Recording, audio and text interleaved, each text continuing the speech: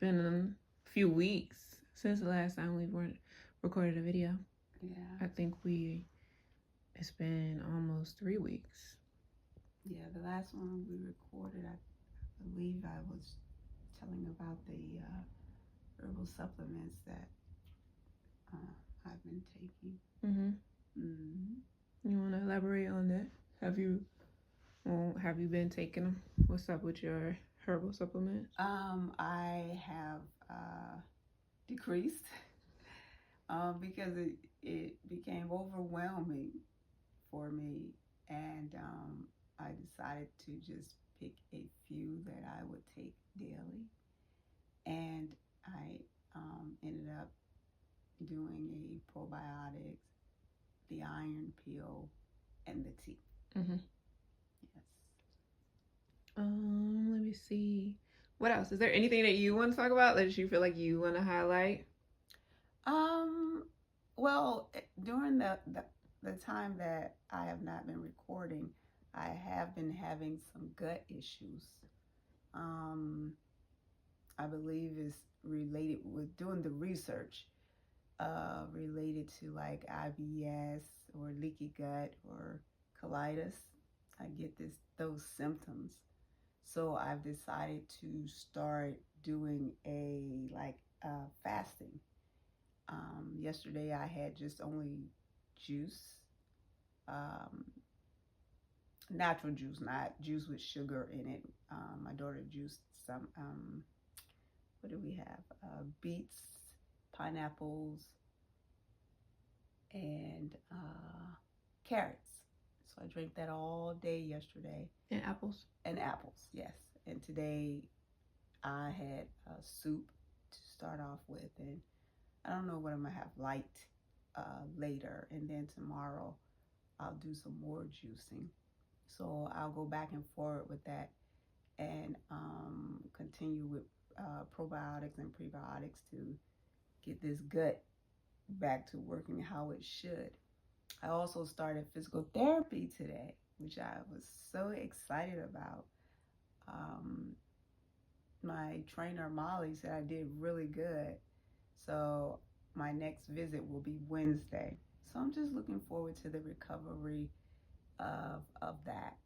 So I just been trying to stay focused on that when I'm not going through the pain in my stomach, which can be really excruciating sometimes. But Tylenol usually takes it away. Sometimes it takes it away right away, and then sometimes it is not as fast. So, but other than that,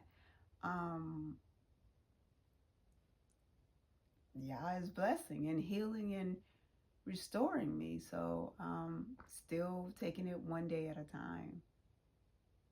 Sweet. So just to back up a bit, you were talking about your stomach and the symptoms seemingly related to IBS, colitis, leaky gut, and things of that nature. Can you talk about, if you can describe just what you experienced, what it's feeling like, and what led you to say that these are the symptoms that you're having in relationship to the gastro issues you listed? I can, but I just don't want to sound so gross. Of course, excessive gas.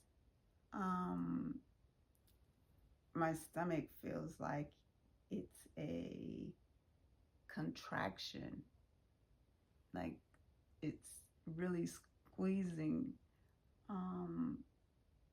when I try to use the restroom. And you know how you try to pass gas and you bring your muscles together to get it to release it. So it feels like that. And it's also constipation with it. And the leaky gut, I can tell because when this is gross, but when I do pass gas, it's like a more liquidy sound. So yeah. Yeah. And what about, you said the pain is excruciating. Can you describe that? Oh wow. Well, if anybody has ever had children, for the ones who have, it feels like labor pains. For the ones who have not, for the women who go through, who have their menstrual, their cycle, who have really, really bad cramps. I mean, really bad cramps. It feels like that. Mm-hmm. Yes. Because a lot of times it leaves you in tears. Yeah. So when you talk about cramps, because I feel like a lot of times people just kind of bypass it because it's been normalized. That type of pain has been normalized, although it's not normal at all to have excruciating menstrual cycles. But yours usually brings you to tears to the point where you can't even move. Yeah, it's like inflammation. It's like fire in my body. Mm-hmm. And it can last from 5 minutes to 10 minutes. There have been times I would take a shower, and I don't know if it's because the heat from the water. I don't know what it is, but it it just seems like it becomes inflamed, and it really hurts really, really bad. I mean, really bad. And yes, you're right. It brings me to tears. Mm-hmm. So that has that been the constant since the last time you made a video? Let me think.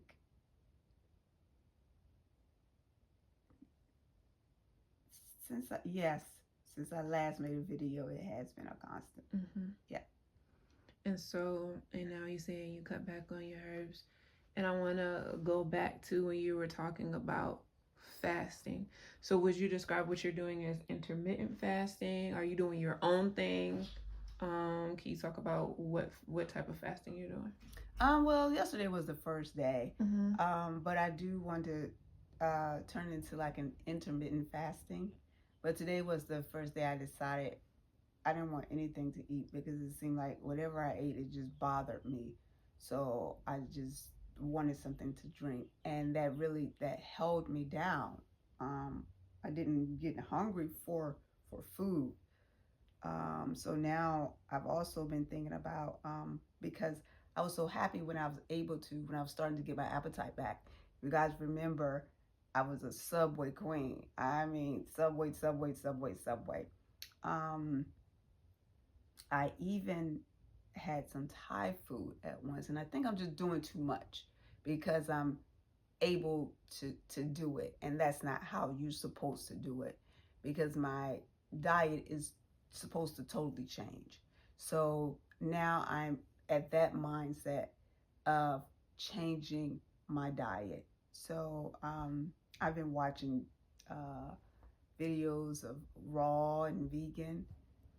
So I'm thinking about doing that for 15 to 30 days. And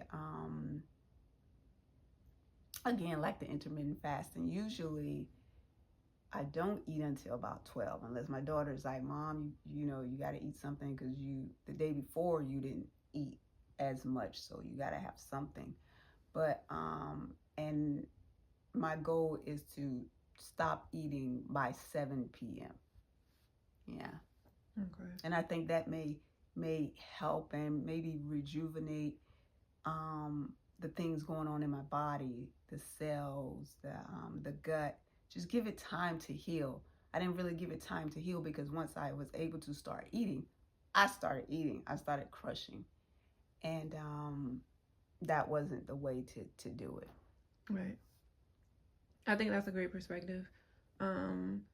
Because actually the other day I was thinking about how long it had been prior to you eating recently that you actually really held down food.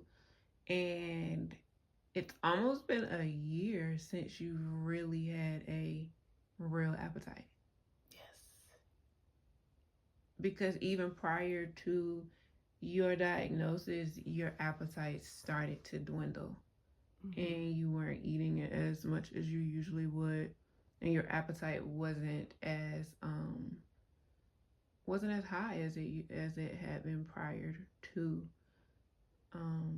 your diagnosis. Right. And so with that, with you what you just said now as far as giving your stomach the opportunity to heal, and when you think about how long it's been since you've really been able to not only hold down food but actually really digest it.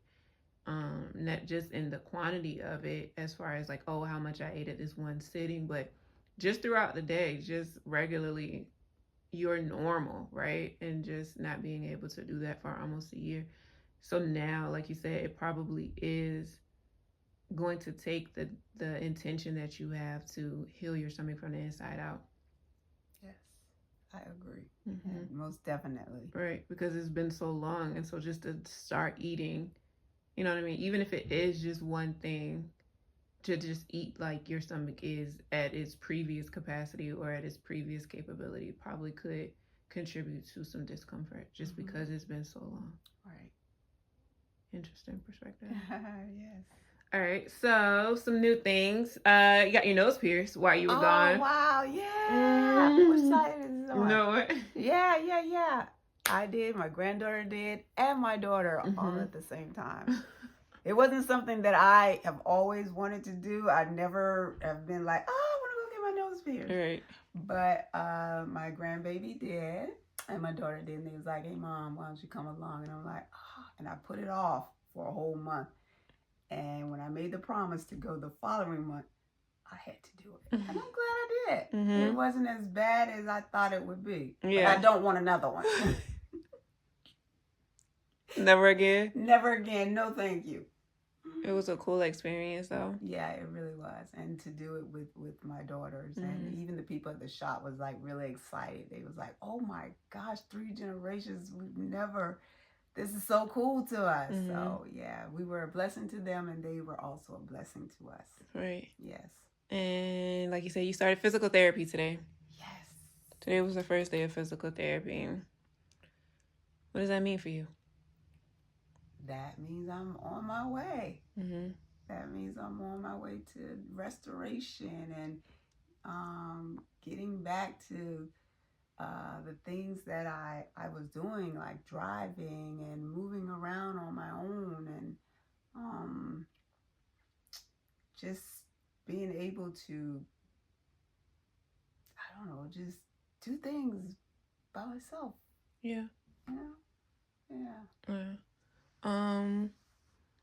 You've learned a lot throughout this time as far as your health. You learned a lot about your body. You've learned a lot about the decisions you make, the impact you have on your own life. Can we talk about, if it's okay, some of the things that you're experiencing with your job right now, as far as, are they being helpful? Do you feel like you're getting, because you were on how long were you on your job prior to your diagnosis? 24, 25 years. That's a long time. Very long time. And the whole time that I've been out, I've had that much leave. So, but now the leave has run out. And in all honesty, it has nothing to do with like my manager. It's the upper HR. I just don't feel like they're concerned. Their thing is, we need your body back here, get you back to work. You supervisor, it's time to come back. But I trust the Most High, and He's carried me all this long. So He's going to work that out, and I'll get back there when He says it's time for me to go back. Yeah. So what advice would you have to not only just people who are currently thriving after cancer or currently undergoing a diagnosis, but just in general, with your personal experience and working for a company, as long as you've worked for a company, if you knew then what you knew now, would you still stay with any company for as long as you stayed with yours?